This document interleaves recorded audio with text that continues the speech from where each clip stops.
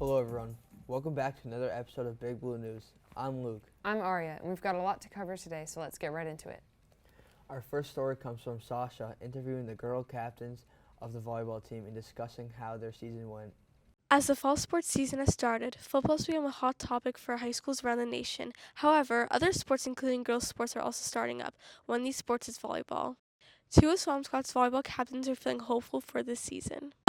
I think it's going okay. I think there's some stuff we need to work on, but by the end of the season, I think it'll be all figured out. I think we are off to a good start, and we're working really hard to kind of figure out positions and all that kind of stuff. Both of the captains are pretty excited to go against Lynn Classical for their senior night on October 25th. Probably Lynn Classical because it's our senior night. Yeah, we decorate the whole gym and we get posters of like the seniors, and it's just like the underclassmen write speeches and stuff. It's very sentimental. Not any team in particular, but I'm just like excited to play for my senior year and get to my senior night. So maybe against Lynn Classical. For each game, the players have to prepare themselves physically and mentally in different ways. So the captains share how they and the team prepare for games. Nothing specifically, but we do listen to music on the way, and we dress nice for game day or wear jerseys for game day. And when we warm up, we don't watch the other teams warm up just to like make sure we're not getting in our heads about anything. But other than that, we don't really have a specific routine, just whatever we're feeling for the day. Both of the captains share their excitement regarding being chosen as the captains for the varsity. It was really exciting just because this year we got to bring back a lot of traditions, and we got to bring back a lot of fun stuff and kind of work on things for the team and get things like going again without like COVID. So it was fun. It felt great. I've been wanting to be a captain since freshman year, and I was honored that they picked me.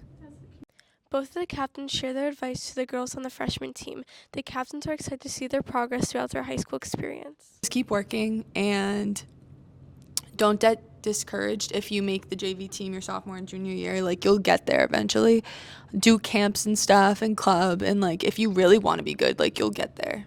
Keep in mind what your seniors are doing and watch what your seniors are doing, because eventually you're going to be in our position and you're going to want the same kind of like respect. You're going to want the same kind of, not attention, but like traditions and like that kind of stuff. The volleyball team is one of the many girls sports teams in town. We wish all the fall sports teams the best of luck this season. I heard they had a great season. Yeah, unfortunately they lost to Tewksbury in the second round of the playoffs. Our next story is from Jack, who interviews students who went on a foreign language trip. This year, 2 foreign trips will be happening at Swampscott High School.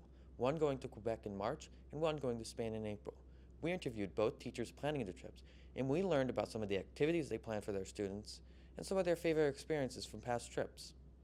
Do some fun activities that night, some ice skating in front of the hotel, some tobogganing. Visit Madrid and Seville, Cadiz, which is one of the oldest cities in Europe. Outdoor activity centre where we do lots of tubing, snowshoeing, just hanging out with the students, having dinner with the students, doing all these activities. We are a community that we become one group, and how everyone helps each other.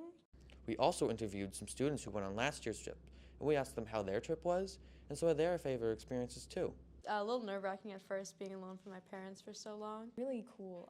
It's very interesting to see like the different cultures. Different experience than, I guess, going on your own, and it's a really different experience if you've never been out of the country before.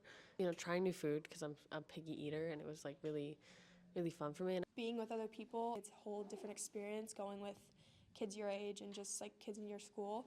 just like the free time that we got, because we got a lot of time to, you know, buddy system walk around these cities, and it was really awesome to explore. This will be a very exciting year for the students going on this year's trip, and we wish them a bon voyage and buen viaje. That sounds cool.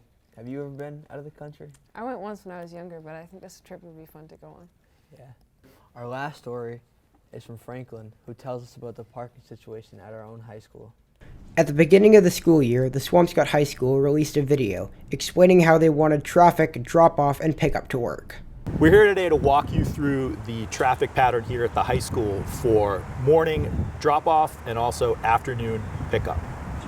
To better understand the situation, we met with Swampscott High School Principal Dennis Kohut.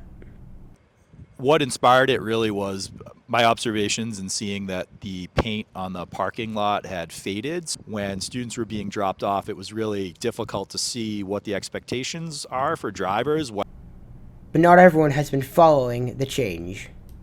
The next question is going to be, what are your thoughts on people who are not adhering to this rule?